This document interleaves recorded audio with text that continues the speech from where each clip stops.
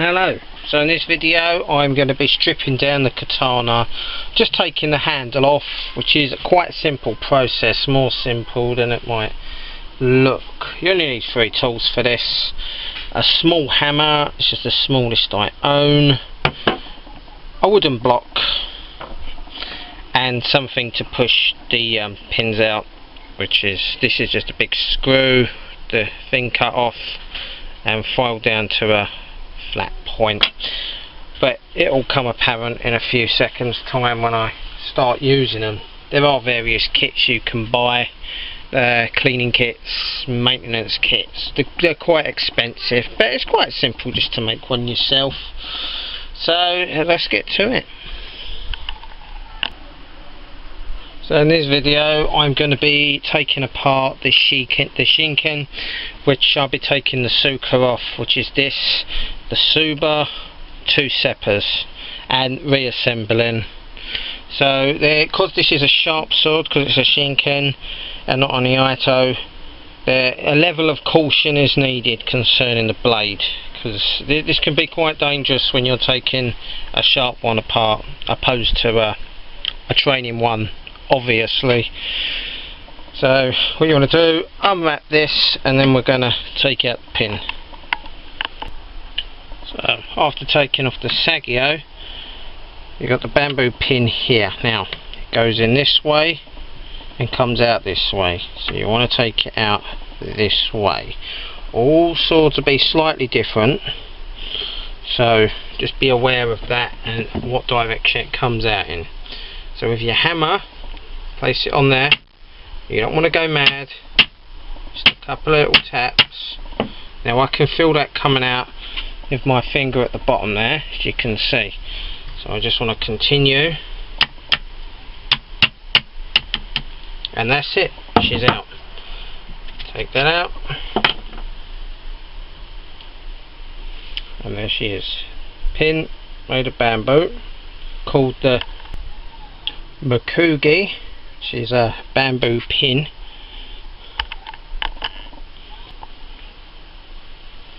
And it always helps just to have a little container. This is a pellet lid, just to put your bits in so they don't roll around all over the place.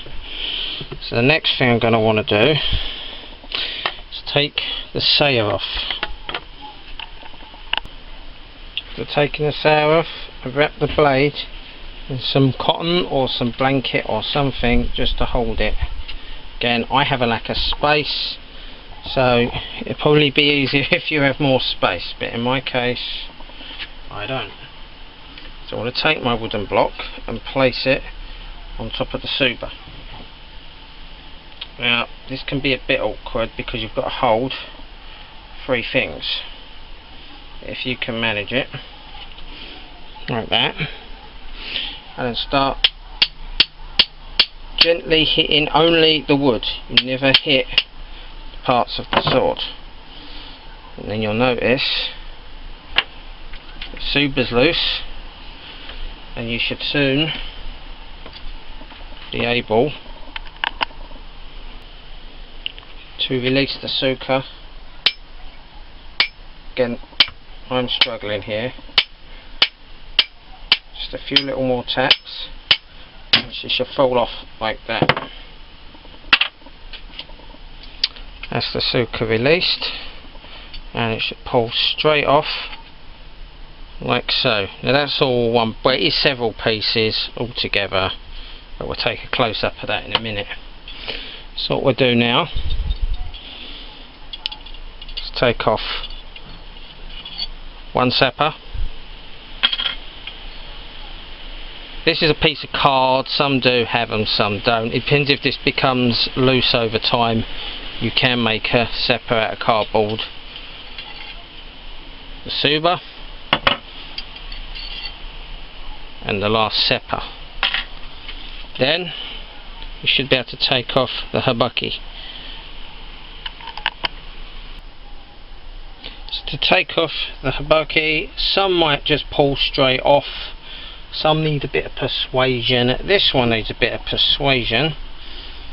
Right, again with a lack of space I struggle in here, but I am trying to video as well. The principle is still the same. Wooden block, some light little taps, and she is coming off. If you can make out that.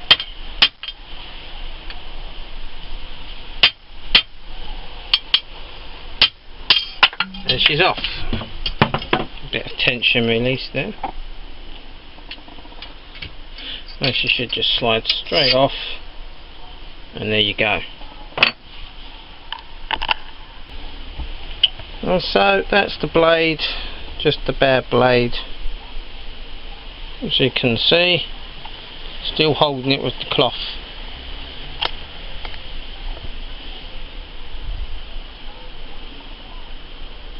And we can make out the hole where the pin goes. The Manuki go through here and through a hole like that. So it gives you a rough idea what these holes look like. Now the proper handmade swords, they'll actually have they have a signature, a Japanese signature. Some of these modern day swords actually have a number stamped into them. My other one does, this one doesn't. And these are all the bits, barring the blade, which I'll show you a close up again of in a minute. So we've got the Tsuba, the Habaki, which is the collar. Notice it's got this bit off at the bottom just to house the blade. The Makugi, just a bamboo pin. One of our seppers.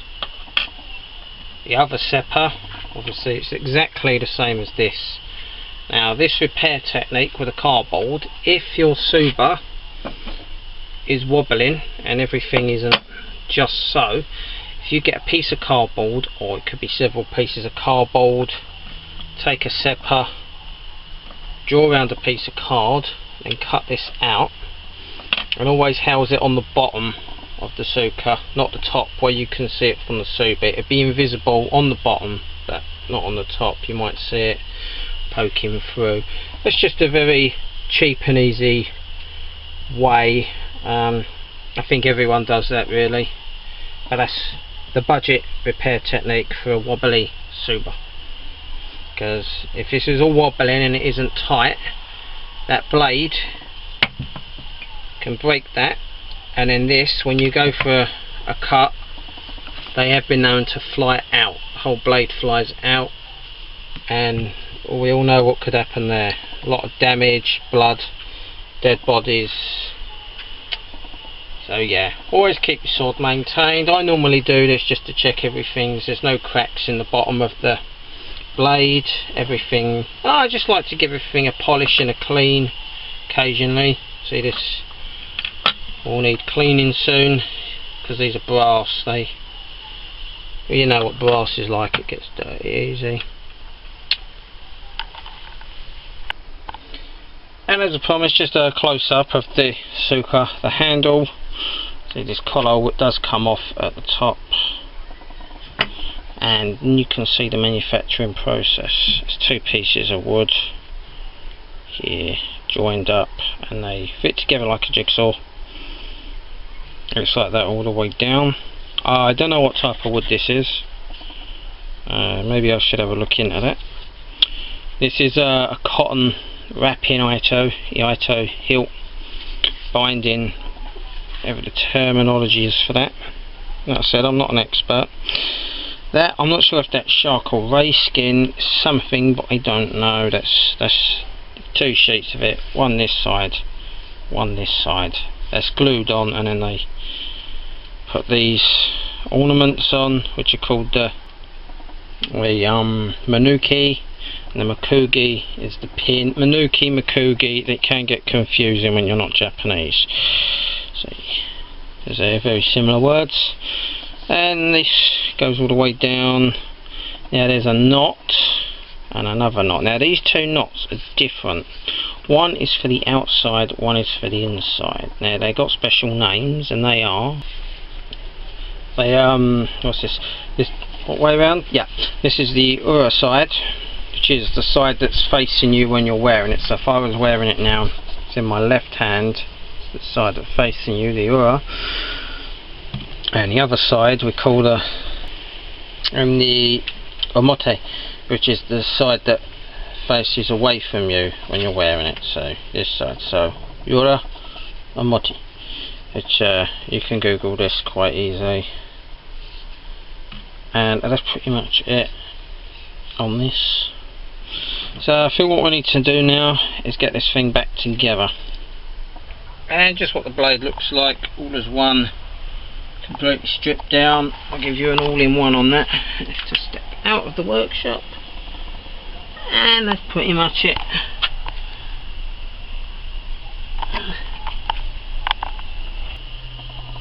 So basically everything's going to go on the opposite way to it come off. So the habaki, which goes on there, and just the same way it went off, it needs just tapping on like so, not too much, just keeping an eye on that little gap there, if I can get it to you, because you don't want this damaging that. Just keep an eye on it.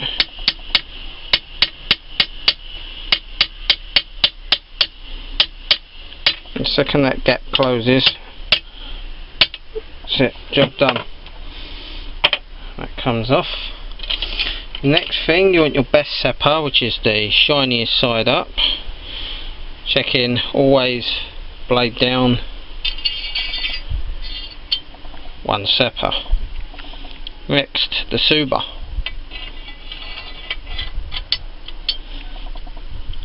Then I'll put my cardboard repair job on, and then my other sepper, which is the one I haven't cleaned yet, but I'll make that another day.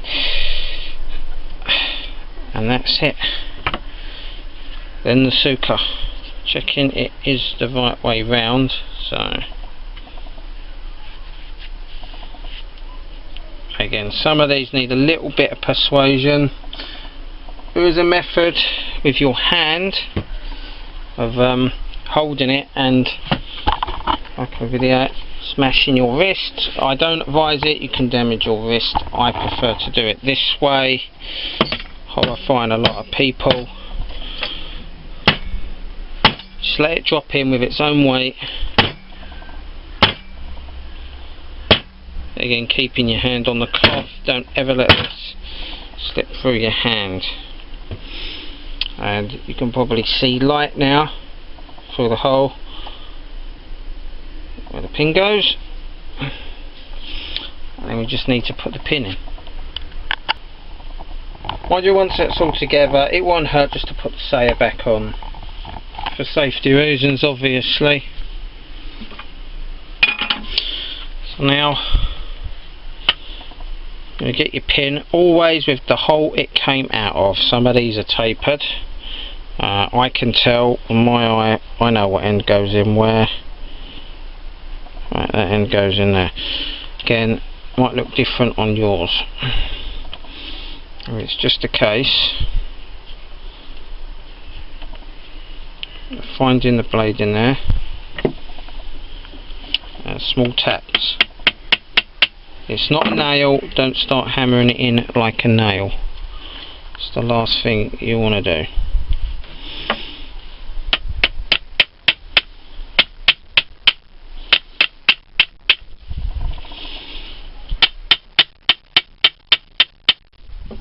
That's in.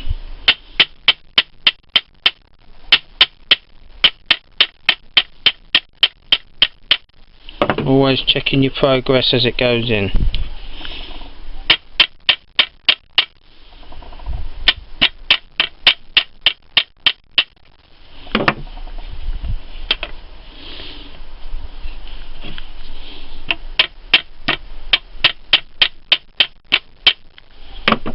And then maybe get your block, push it in.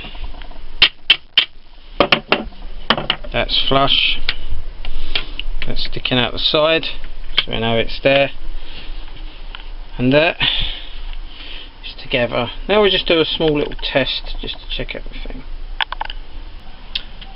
So the same way as if I was stripping a firearm down, I would do a functions test afterwards. I'm just going to do a functions test on here. The first thing I'm checking is that the Suba does not wobble. There's no wobble to that at all. Again, the blade does not wobble. I can't feel a wobble, any movement at all. That's in there solid, as if it's one piece. There's no weird gaps between the parts, because if you've got the pin in and there's a gap, you've got a problem. Everything looks normal, everything's taut on it. That's it. Again, you can close like that. There should be a little gap when you push up with your thumb. It's like a locking mechanism for the sword, and it locks down. So when you're about to use it, you'll push with your thumb to release that last bit of tension, but it does push down. It's supposed to be like that. Always check that's like that.